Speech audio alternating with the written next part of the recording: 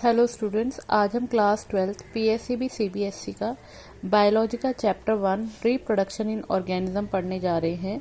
और यहाँ पे हमारे पास सबसे फर्स्ट टॉपिक आता है लाइफ स्पैन। लाइफ स्पैन क्या होता है? किसी भी ऑर्गेनिज्म का बर्थ से लेकर डेथ तक का जो टाइम पीरियड होता है उसको लाइफ स्पैन से डिफाइन किया जाता है। जैसे कि the period from birth to natural death of an organism represents its life span. कि जो पीरियड होता है किसी भी ऑर्गेनिज्म का उसके बर्थ से लेके नेचुरल डेथ तक का, उसको हम बोलते हैं लाइफ स्पैन। और लाइफ स्पैन जो होता है वो साइज पे डिपेंड नहीं करता है। हर एक जो ऑर्गेनिज्म होता है, चाहे वो छोटा हो चाहे वो बड़ा हो, हर एक का अपना अपना एक डेफिनेट लाइफ स्पैन होता है। फॉर एग्जाम्पल, एलिफेंट का लाइफ स्पैन 60 to 90 ईयर्स होता है। रोज का लाइफ स्पैन 5 to 7 ईयर होता है। डॉग का लाइफ स्पैन 20 to 30 ईयर्स होता है। और बटरफ्लाई का लाइफ स्पैन 1 to 2 वीक्स होता है। क्रो का लाइफ स्पैन 15 ईयर्स होता है।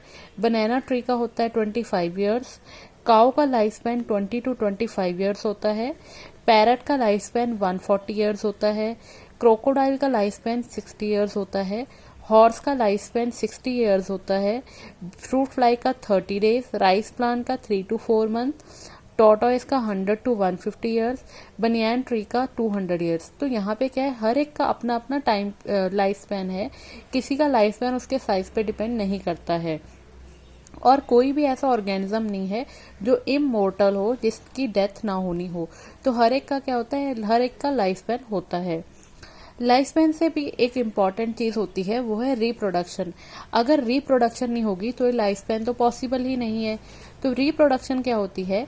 रिप्रोडक्शन एक बायोलॉजिकल प्रोसेस है जिसमें एक ऑर्गेनिज्म क्या करता है, अपने ही जैसे यंग वन को क्या करता है, प्रोड्यूस करता है, जो कि उसी की तरह दिखाई देता है।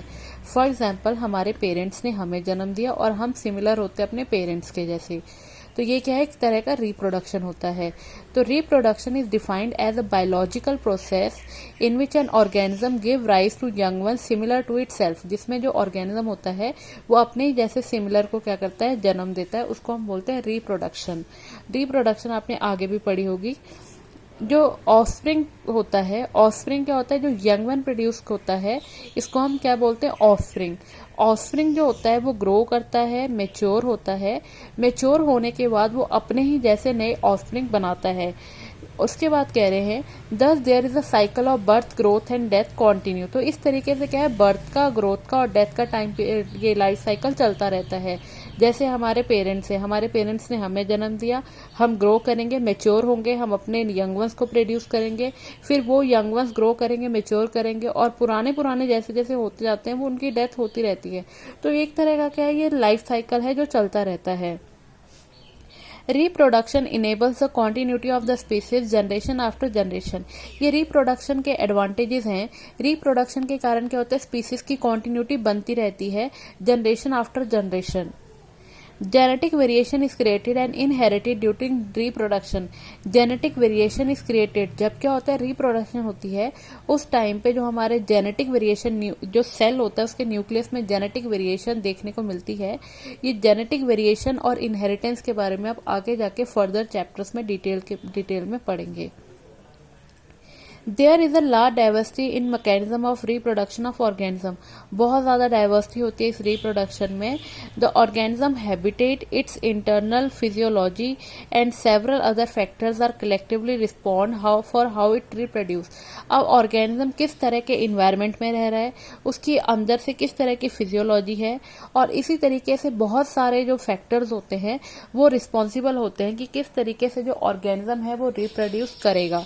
हर एक जगह पे जो और किस तरह से रिप्रोडक्शन होगी वो डिपेंड करती है किस तरह के फैक्टर्स अवेलेबल हैं, हैबिटेट किस तरह का है, और हर एक में अलग अलग तरह से रिप्रोडक्शन होती है। जैसे इंसानों में रिप्रोडक्शन अलग तरीके से होती है, कईयों में रिप्रोडक्शन असेक्सुअल होती है, कईयों में सेक्सुअल होती है, जैसे ह्यूमंस के केस में सेक्सुअल रिप्रोडक्शन होती है। तो रिप्रोडक्शन जो है वो अदर फैक्टर्स पे डिपेंड करती है। नेक्स्ट हमारे पास टॉपिक है टाइप्स ऑफ रिप्रोडक्शन। रिप्रोडक्शन कितने तरह की होती है? रिप्रोडक्शन 2 तरह की होती है। वो कौन कौन सी है? सेक्सुअल और असेक्सुअल, जो कि आप पहले भी पढ़ चुके हैं। सेक्सुअल रिप्रोडक्शन कौन सी होती है?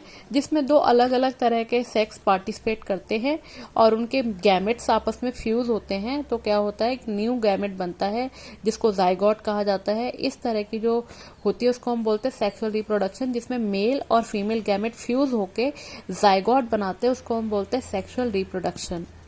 When two parents opposite sex, मतलब 2 पेरेंट्स मेल और female participate in the reproductive process में पार्टिसिपेट करते हैं and also involve the fusion of male and female gamete, और वहां पे मेल और फीमेल गैमेट में फ्यूजन होती है। Male gamete sperm and female gamete ovum.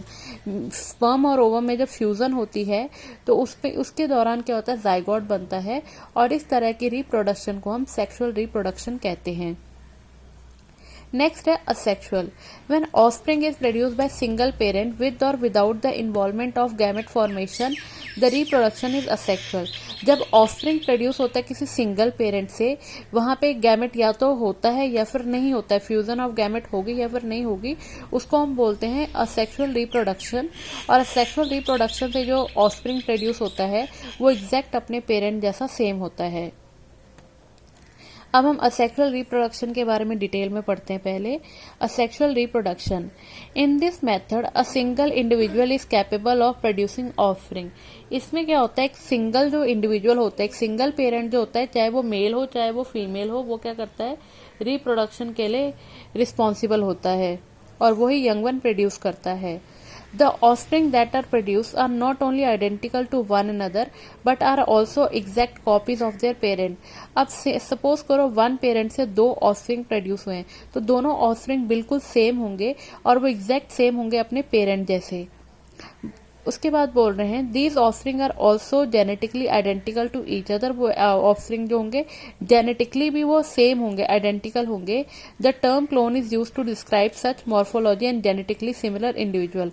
और जो ऐसे सिमिलर इंडिविजुअल होते हैं इनको क्लोन से रिप्रेजेंट किया जाता है, क्लोन कहा जाता है उनको। Asexual reproduction is common among single-cell organisms and in plant and animal with relatively simple organization। Asexual reproduction single-cell organism में होती है या फिर asexual reproduction उन plants और animals में होती है जिनकी simple organization होती है।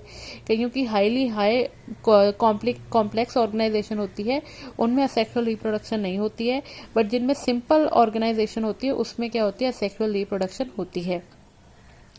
अब असेक्सुअल रिप्रोडक्शन के टाइप्स हैं, जैसे binary fission. In many single cell organism cell divide into 2 halves. Many single cell organism जो होते हैं उनमें क्या होता है, सेल पहले 2 हिस्सों में डिवाइड होता है and each rapidly grows into an adult. और वो धीरे धीरे क्या होता है, जब वो दोनों एक ऑर्गेनिज्म पहले 2 हिस्सों में डिवाइड होता है, फिर दोनों ही क्या होता है, एडल्ट होकर मेच्योर होते हैं, फिर वो आगे और रिप्रोडक्शन करते हैं। और इस तरह की बाइनरी फिजन अमीबा या फिर पैरामीशियम में देखने को मिलती है। डायग्राम से समझते हैं। सपोज करो ये अमीबा है, अमीबा का सेंटर में न्यूक्लियस है। अब जब बाइनरी फिजन होगी तो पहले न्यूक्लियस क्या होगा, डेंस होगा, उसके बाद न्यूक्लियस क्या होगा, सेपरेट होना शुरू कर देगा, 2 हिस्सों में अलग सा फैलना शुरू करेगा, सेपरेट होना स्टार्ट करेगा। और जब न्यूक्लियस सेपरेट हो जाएगा तो ऑर्गेनिज्म की जो अमीबा की बॉडी है वो डिवाइड होना स्टार्ट करेगी। और जब अमीबा की बॉडी क्या होगी, जब डिवाइड होना स्टार्ट करेगी तो वो 2 हिस्सों में टूट जाएगी और अलग अलग फिर क्या करेंगे, अपनी लाइफ जीना क्या करेंगे, स्टार्ट करेंगे। ये इनको डॉटर सेल्स कहा जाएगा। फिर पेरेंट अमीबा, उसका सबसे फर्स्ट क्या होती है, न्यूक्लियस डिवीजन। न्यूक्लियस डिवीजन के बाद अमीबा की जो बॉडी होती है वो डिवाइड होती है। बॉडी डिवाइड होने के बाद हमारे पास 2 नए डॉटर सेल्स आ जाते हैं। आगे बढ़ते हैं budding. In yeast the cell is unequal and small buds are produced that remain attached initially to the parent cell which eventually get separated and mature into yeast organism cell। yeast में क्या होता है, जो division होती है वो unequal होती है। पहले क्या होता है, एक पेरेंट सेल होता है, उसकी बॉडी में क्या होता है, एक बड की आउटग्रोथ होती है। ये बड क्या होता है, धीरे धीरे बड के पास न्यूक्लियस डिवाइड होकर न्यूक्लियस पहुंचता है। न्यूक्लियस पहुंचने के बाद ये जो बड होता है ये अपने आप को पेरेंट बॉडी से डिटैच कर लेता है और अपनी सिंगल से लाइफ स्टार्ट कर देता है, शुरू कर देता है। ये पेरेंट सेल है। पेरेंट सेल में क्या होगा, न्यूक्लियस डिवीजन होगी। पहले न्यूक्लियस डिवाइड होने के बाद एक न्यूक्लियस बड के पास चला जाएगा, एक पेरेंट के पास रहेगा। उसके बाद ये जो बड है ये डिटैच हो जाएगा और ये अपनी लाइफ अकेले स्टार्ट कर लेगा और ग्रो करेगा, मेच्योर होगा और इसमें भी अगेन यही बडिंग प्रोसेस स्टार्ट हो जाएगी। उसके बाद है special reproductive structure. Members of the kingdom fungi and simple plants such as algae reproduce through special asexual reproductive structures। जो kingdom fungi और simple plants होते हैं जैसे कि algae, वो reproduce करते हैं अपने special structure से। The most common of these structures are zoospores that usually are microscopic motile structure। इनमें जो most common है वो है zoospores, जो क्या होता है अगर आप उनको माइक्रोस्कोप के अंडर देखो तो आपको मूव करते हुए दिखाई देंगे, मोटाइल मूव करते हुए दिखाई देते हैं। अदर कॉमन एग्जाम्पल है जो रिप्रोड्यूसिंग स्ट्रक्चर है वो है कर्नेडिया, पेनिसिलियम कहते हैं जिनको बर्ड्स, हाइड्रा में क्या होता है बडिंग होती है, और जेमन्यूल्स में क्या होता है जैसे कि स्पॉन्ज में जो होती है जेमन्यूल। उसके बाद है वेजिटेटिव प्रोपेगेशन। कई बार क्या होता है प्लांट्स जो होते हैं वो सेक्सुअल मेथड से रिप्रोड्यूस नहीं होते हैं, तो उनमें वेजिटेटिव प्रोपेगेशन करवानी होती है। फॉर एग्जांपल अगर आपने रोज का प्लांट लगाना हो तो कई बार आप रोज का एक स्टेम को काट के मिट्टी में लगा के देखोगे, कुछ दिनों के बाद वो रोज प्लांट बन जाता है और वो उसकी रूट्स आ जाती हैं और वो वहां पे ग्रो करता है, फुली मेच्योर होता है। तो इस तरह की रिप्रोडक्शन को हम बोलते हैं vegetative propagation. It is also asexual process as only one parent involve. ये भी एक तरह की सेक्सुअल प्रोसेस है क्योंकि इसमें भी एक ही पेरेंट इन्वॉल्व है। In plant the term vegetative reproduction is frequently used. Plants में वेजिटेटिव रिप्रोडक्शन को यूज किया जाता है। Example the unit of vegetative propagation in plant runner, ribosome, sucker, tuber, offset bulb etcetera. ये जो स्ट्रक्चर होते हैं इनको वेजिटेटिव प्रोपेग्यूल्स कहा जाता है। इन प्रोटेस्टास एंड मोनेराज ऑल ये सारे यूनिसेलर हैं। द ऑर्गेनिज्म और the parent cell divide into two to give rise to new individual। Protista और मोनेरस में क्या होता है जो ऑर्गेनिज्म होते हैं या फिर जो पेरेंट सेल होता है वो दो हिस्सों में डिवाइड होकर दो नए इंडिविजुअल प्रोड्यूस करता है। Thus in these organism cell division itself a mode of reproduction. इनमें क्या होते हैं जो मोड ऑफ रिप्रोडक्शन है वो सेल डिवीजन है।